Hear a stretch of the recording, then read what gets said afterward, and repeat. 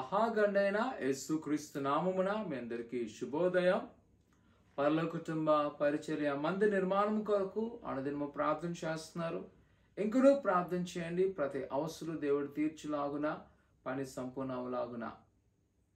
నేటి యొక్క శుక్రవారము ఈ యొక్క సంవత్సరములో చివరి వారం మధ్యాహ్నం 12 గంటలకు యేసు నిన్ను స్వస్థపరచు అనే ప్రత్యేకమైన కార్యక్రమంలో ప్రతి వారు పాల్గొవలసిందిగా కోరుకుంటున్నాను.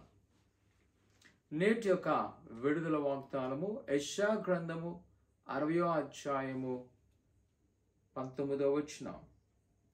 ఇకను నీ దేశమున బలాత్కారమును మాట వినబడదు, నీ సరిహద్దుల్లో పాడు అను మాటగాను కానీ నాశనమను మాట గాని వినబడదు.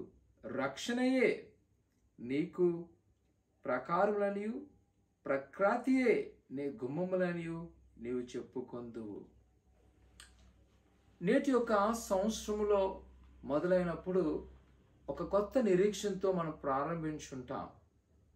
ఈ చివరి దిన రాబోతుకి కొన్నిసార్లు అనిపిస్తుంటుంది, అయ్యో నా జీవితంలో నాకు ఇంకా విడుదల రాలేదు, ఇంకా దేవునికి ఆ కార్యాలను రుచి చూడలేదని.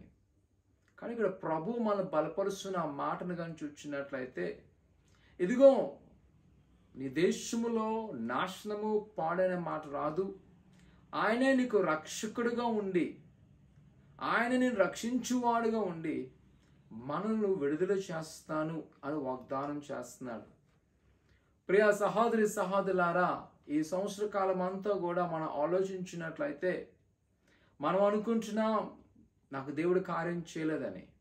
కానీ ఒకసారి లోతుగా నువ్వు పరిశీలన చేస్తున్నట్లయితే ఎన్ని ప్రమాదాల నుంచి, ఎన్ని ఘోరమైన పరిస్థితుల నుంచి, లేదా ఈరోజు నువ్వు అనుకునే జీవితం కాకుండా ప్రభువుని నిలబెడుతున్న స్థితిని చూసినట్లయితే ఖచ్చితంగా మనం చెప్పగలము, ఆయన రక్షకుడు.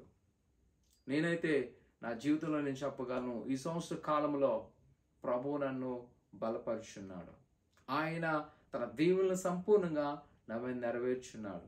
ఎందుకంటే నేను ఊహించిన దానికంటే ఆయన ఊహలో ఆయన గొప్పగా నా పట్ల కార్యములు చేస్తున్నాడు. ప్రియ సహోదరి సహోదరులారా, ఈరోజు ప్రభు చెప్తున్నాడు, నీ జీవితానికి నాశనం ఉండదు, నీ కుటుంబంలో ఇంకా పాడైన మాట రాదు. ఎందుకంటే నేనే నీకు రక్షణ సమాధానము దయచేయబోతున్నాను. ప్రియ కుమార కుమార్తె, ఈ అనుదినమన్నా మీ జీవితంలో ఒక నూతన మార్పు తెచ్చేలాగా ఈ మాట మేము బలం పొందాలని కోరుకుంటున్నాను. ప్రార్థన చేసుకుందాం. మహాగండైన దేవాని కొన్నాళ్ళు ఈ ఉదయకాల సమయంలో నీ ప్రజలు నీ సన్నిధిలో మొరు పెడుతుండగా నీ నూతనమైన కార్యములు చేయండి. నీ సఫలమైన కార్యములను చేసి మీరు దీవించండి, ఆస్వాదించండి, ఫలింపచేయండి. నీకు సమృద్ధితో నింపబడుతున్న దేవాని కొన్నాళ్ళు వారికి ప్రతి కొదులు తీసివేసి ఆయన ఈ నూతన కాలంలో అయినా నువ్వు ఎన్నో అద్భుతాలు చేస్తున్నావు ప్రభా. రానున్న సంవత్సరంలో కూడా నూతన కార్యములు చేయమని, నిరాశపడకుండా, దాయరపడకుండా ఈ బంధకాల విడుదల ప్రార్థన వారి జీవితానికి ప్రభావితంగా మలచమని యేసు నామమున తండ్రి, ఆమేన్. మధ్యాహ్నం 12 గంటలకు యేసుని స్వస్థపరిచే కార్యక్రమంలో పాల్గొందాం. దేవుడు దీవించును గాక. ఆమేన్.